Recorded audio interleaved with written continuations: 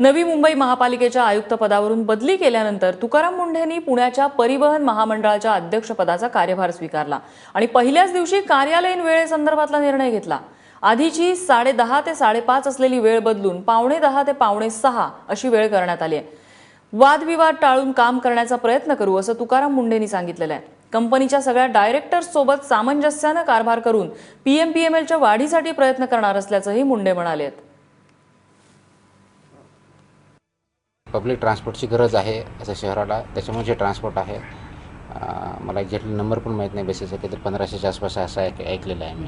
त्याच्यामध्ये IT चा जर आपण वापर करू शकलो की जेणेकरून सर्व्हिसेस जे आहेत पब्लिक ट्रान्सपोर्ट सर्व्हिसेस ह्या सर्वसामान्य नागरिकांपासून त्या हायेस्ट जो कोणी पेड नागरिक असेल याच्यापर्यंत ॲक्सेसिबल आणि अवेलेबल, आणि म्हणून प्रायव्हेट ट्रान्सपोर्ट वाढवण्यापेक्षा पब्लिक ट्रान्सपोर्ट वाढवणे हे ऑल ओव्हर सिटीचा ग्लोबल याच्यामधला डिमांड आहे, त्याप्रमाणे कार्यरत आहे आणि म्हणून ते पब्लिक ट्रान्सपोर्ट त्या दृष्टिकोनातून आपण बघत आहोत।